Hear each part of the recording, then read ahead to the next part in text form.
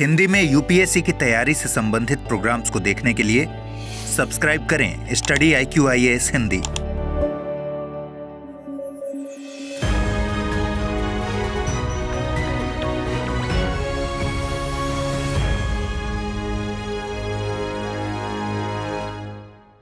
भारत के बाहर निर्मित विश्व के सबसे बड़े हिंदू मंदिर अक्षरधाम का उद्घाटन न्यू जर्सी में किया जाएगा। अक्षरधाम का अर्थ भगवान का दिव्य निवास है। यह मंदिर भगवान स्वामी नारायण हिंदू धर्म के अवतार, देवता और महान संतों के लिए एक विनम्र श्रद्धांजलि है। यह मंदिर कंबोडिया के अंकोर वाट मंदिर के बाद दूसरा सबसे बड़ा मंदिर है। चीन के हांगझाऊ में 19वें एशियन गेम्स 2023 का आयोजन किया जा रहा है। 19वें एशियन गेम्स में ऐश्वर्य दिव्यांश रुद्रांश की टीम ने पुरुषों की 10 मीटर एयर राइफल टीम स्पर्धा में शीर्ष स्थान हासिल कर भारत को पहला स्वर्ण पदक दिलाया। वहीं भारतीय महिला क्रिकेट टीम ने श्रीलंका को हराकर एशियाई खेलों में भारत का पहला क्रिकेट स्वर्ण जीता। अब तक का 19वें एशियन गेम्स 2023 में भारत का दूसरा स्वर्ण पदक है। केंद्रीय बंदरगाह, जहाजरानी और जलमार्ग मंत्री सर्बानंद सोनोवाल द्वारा गोवा के ऐतिहासिक किले अगुआड़ा में भारतीय लाइट हाउस महोत्सव के पहले संस्करण का शुभारंभ हुआ। इस महोत्सव का मकसद भारत के 75 प्रतिष्ठित प्रकाश स्तंभों के समृद्ध समुद्री इतिहास को फिर से जीवंत करना है तथा दुनिया की शानदार कहानियों को उजागर करना है। मत्स्य पालन विभाग ने केंद्र प्रायोजित योजना PMMSY के एकीकृत आधुनिक तटीय मत्स्य पालन के तहत 10 तटीय राज्यों के लिए 732 कृत्रिम रीफ इकाइयों को मंजूरी दी है। इन परियोजनाओं को भारतीय मत्स्य सर्वेक्षण यानी FSI और ICAR CMFRI के तकनीकी सहयोग से कार्यान्वित किया जा रहा है। अभ्यास 2023 का 19वां संस्करण अमेरिका के अलास्का में आयोजित किया जा रहा है। यह भारतीय सेना और अमेरिकी सेना द्वारा संयुक्त रूप से आयोजित एक वार्षिक अभ्यास है। यह संयुक्त अभ्यास मानवीय सहायता और आपदा राहत संचालन पर भी ध्यान केंद्रित करेगा।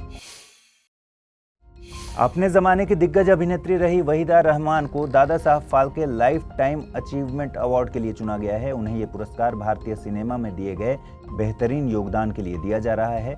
यह घोषणा इंफॉर्मेशन एंड ब्रॉडकास्टिंग मिनिस्ट्री के द्वारा की गई है। भारत ने एशियन गेम्स में घुड़सवारी की ड्रेसेज प्रतियोगिता में गोल्ड मेडल जीता है। जीतने वाली टीम के खिलाड़ियों में देवकीर्ति सिंह, अनुष अग्रवाल, हृदय छेड़ और सुदीप्ति हजेला शामिल थे। भारत को यह कामयाबी 41 सालों के बाद मिली है। चीन के हांगझू शहर में एशियन गेम्स आयोजित किए जा रहे हैं। 26 सितंबर को ईश्वर चंद विद्यासागर की जयंती मनाई जाती है। कलकत्ता के संस्कृत कॉलेज में प्रिंसिपल रहे ईश्वर चंद विद्यासागर को सामाजिक सुधार के लिए जाना जाता है। उनका प्रमुख योगदान विधवा पुनर्विवाह के क्षेत्र में था। उनके प्रयासों के चलते ब्रिटिश सरकार ने साल 1856 में हिंदू विधवा पुनर्विवाह अधिनियम पारित किया था।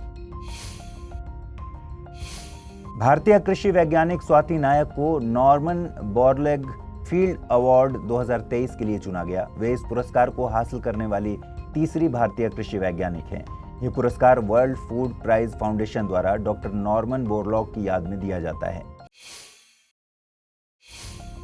एशियन गेम्स में भारत की सिफत कौर सिमरा ने 50 मीटर राइफल सिंगल इवेंट में गोल्ड मेडल जीता। चीन में आयोजित हो रहे एशियन गेम्स में यह भारत का 5वां गोल्ड है।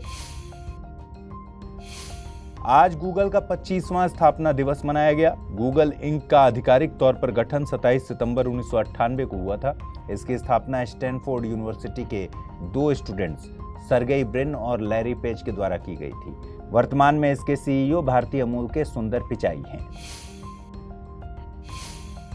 तमिलनाडु के VO चिदम्बरम पोर्ट पर पहली बार ग्रीन अमोनिया का आयात किया गया। VO चिदम्बरम पोर्ट ऐसा करने वाला पहला पोर्ट बन गया है। आमतौर पर ग्रे अमोनिया का उपयोग सोडा उत्पादन के लिए किया जाता है, लेकिन गो ग्रीन इनिशिएटिव के तहत Tuticorin alkali chemical and fertilizers limited ने ग्रीन अमोनिया का आयात किया है।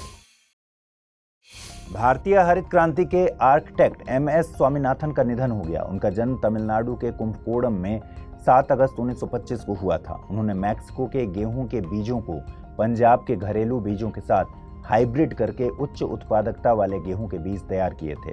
हरित क्रांति में इनके योगदान के चलते देश खाद्यान्न में आत्मनिर्भर बन सका। The Times higher education world university rankings 2024 जारी कर दी गई है। इसमें 108 देशों की 1904 यूनिवर्सिटीज़ को शामिल किया गया है। हालांकि टॉप 200 यूनिवर्सिटीज़ में भारत की एक भी यूनिवर्सिटी शामिल नहीं है। Indian institute of science Bengaluru को 201 से 250 वाले बैंड में शामिल किया गया है। चीन में आयोजित हो रहे एशियन गेम्स में भारत की रोशिबिना देवी ने वुशु गेम की महिलाओं की 60 केजी प्रतियोगिता में सिल्वर मेडल हासिल किया है। दुनिया भर में मशहूर पितृपक्ष मेला बिहार के गया शहर में शुरू हो रहा है। इसका शुभारंभ विष्णुपद मंदिर से किया जाएगा। इस दौरान श्रद्धालु फाल्गु नदी में पितृ तर्पण के लिए आते हैं।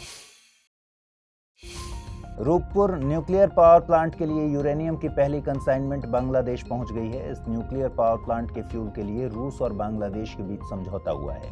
गौरतलब है कि पाबना जिले में स्थित रूपपुर बांग्लादेश का पहला न्यूक्लियर पावर प्लांट है। Indo Latin America cultural festival की शुरुआत नई दिल्ली में हो गई है। इसका आयोजन Indian council for cultural relations के द्वारा किया जा रहा है। इसका मकसद भारत और लैटिन अमेरिकी देशों के बीच स्थायी सांस्कृतिक संबंधों को दिखाना है। इस इवेंट में चिली, इक्वाडोर और कोलंबिया के तकरीबन 34 कलाकार हिस्सा ले रहे हैं। कुछ समय पहले उत्तराखंड के जोशी मठ से जमीन के दरकने की खबरें आ रही थी। जोशी मठ को डिजास्टर प्रोन एरिया घोषित कर दिया गया था। इस पर एक 35 सदस्यीय एक्सपर्ट कमेटी गठित की गई थी, जिसने अपनी रिपोर्ट पेश की है। रिपोर्ट के मुताबिक जोशी मठ के पूरे क्षेत्र में नए कंस्ट्रक्शन पर प्रतिबंध लगाने की सिफारिश की गई है। ये प्रतिबंध आने वाले मॉनसून के अंत तक लगाए रखने की सिफारिश की गई है।